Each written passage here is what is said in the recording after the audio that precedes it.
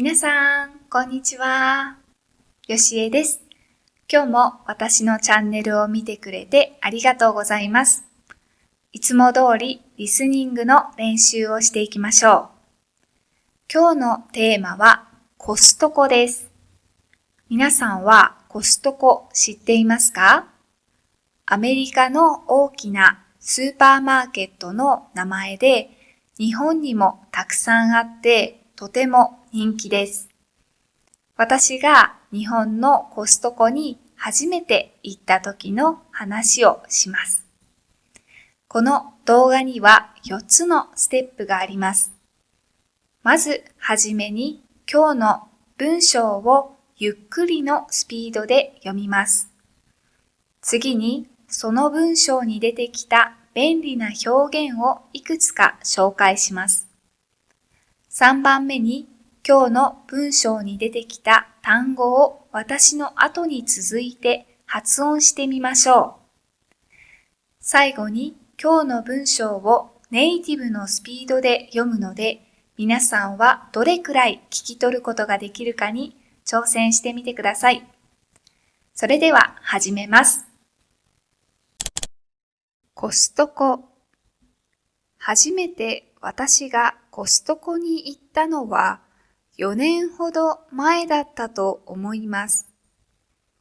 日本に初めてコストコができたのは1999年でかなり前からあるのですが、私は全く縁のない地域に住んでいたので、その存在すら知らないまま大学生になりました。大学生になってからそういう大きいスーパーがあるらしいと聞いて少し興味はありましたが、行く機会がありませんでした。ですが、ここ10年くらいで日本の多くの YouTuber がコストコの購入品について紹介するようになり、いつか行ってみたいと思うようになりました。日本のコストコは基本的に郊外にあるため、車がないとアクセスしづらく、また買ったものを持って帰るのも電車では大変です。そのため、私は車を買ってから念願かなって初めてのコストコに行くことができました。すごくワクワクしながら入店したのですが、あまりの人の多さに店の中も行列になっていました。一度通り過ぎた売り場に後から戻ろうと思っても、列から抜けることはできませんでした。買いたい商品を事前に決めていたのですが、見つけることができなかった商品もありました。それでもいろいろ買えたので楽しかったですが、次に行くときはもっと戦略を考えていかないといけないなと思いました。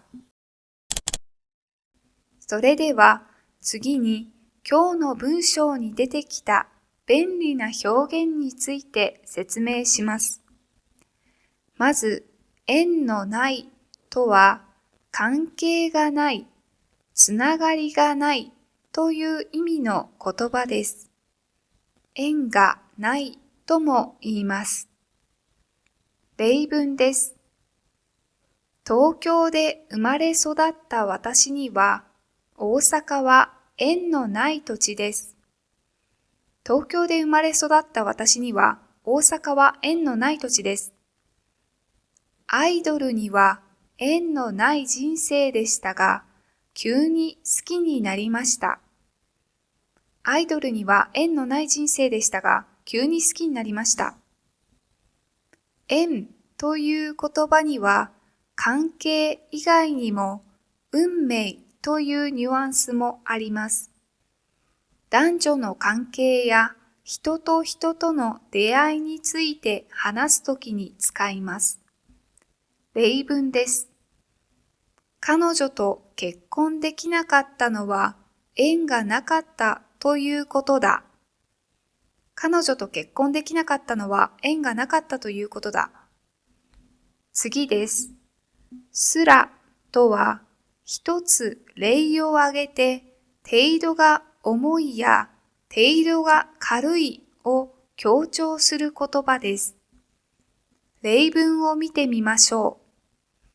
子供ですらこの問題は解けますよ。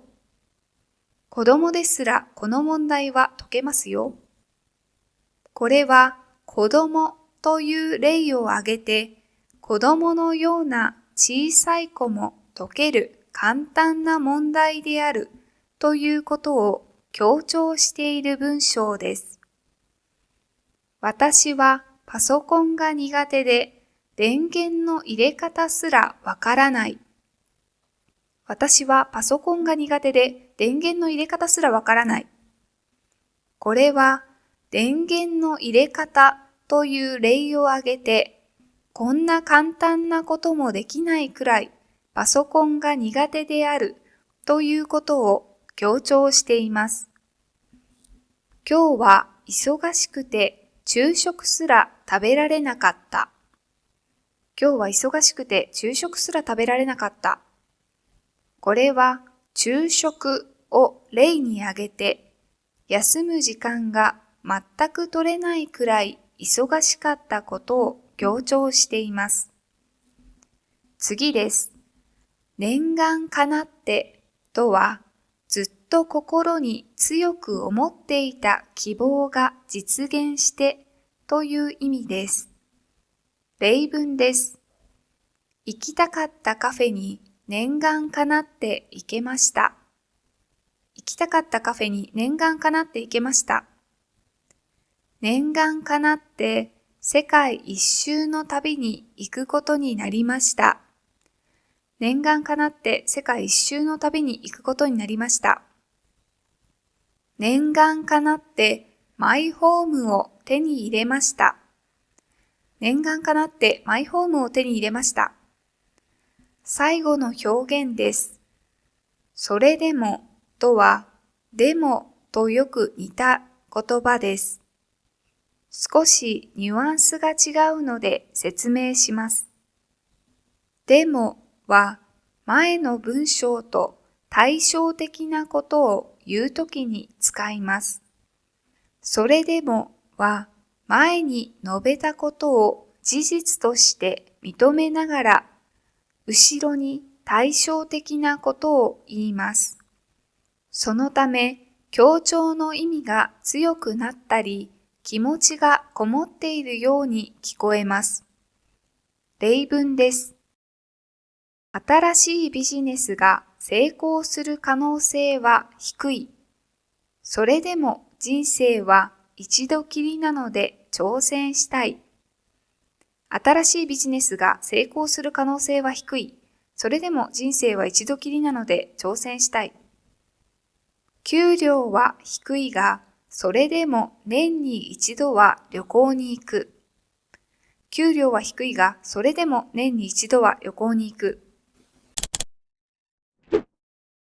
それでは次に今日の文章に出てきた単語を私の後に続いて発音しましょう。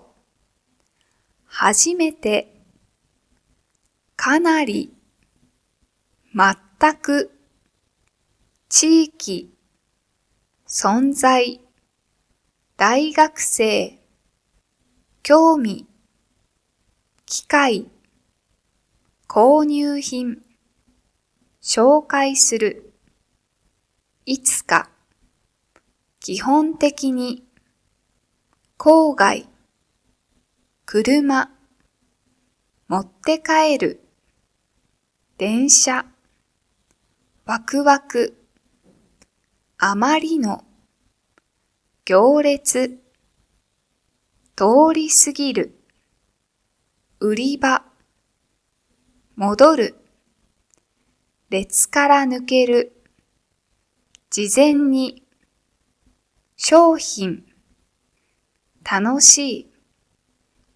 戦略、しないといけない。それでは次にもう一度文章を今度はネイティブのスピードで読みます。コストコ。初めて私がコストコに行ったのは4年ほど前だったと思います。日本に初めてコストコができたのは1999年でかなり前からあるのですが、私は全く縁のない地域に住んでいたので、その存在すら知らないまま大学生になりました。大学生になってからそういう大きいスーパーがあるらしいと聞いて、少し興味はありましたが、行く機会がありませんでした。ですが、ここ10年くらいで日本の多くの YouTuber がコストコの購入品について紹介するようになり、いつか行ってみたいと思うようになりました。日本のコストコは基本的に郊外にあるため、車がないとアクセスしづらく、また買ったものを持って帰るのも電車では大変です。そのため私は車を買ってから念願かなって初めてのコストコに行くことができました。すごくワクワクしながら入店したのですが、あまりの人の多さに店の中も行列になっていました。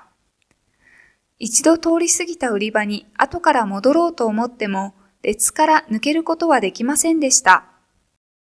買いたい商品を事前に決めていたのですが、見つけることができなかった商品もありました。それでもいろいろ買えたので楽しかったですが、次に行くときはもっと戦略を考えていかないといけないなと思いました。お疲れ様でした。今日の動画はいかがでしたか？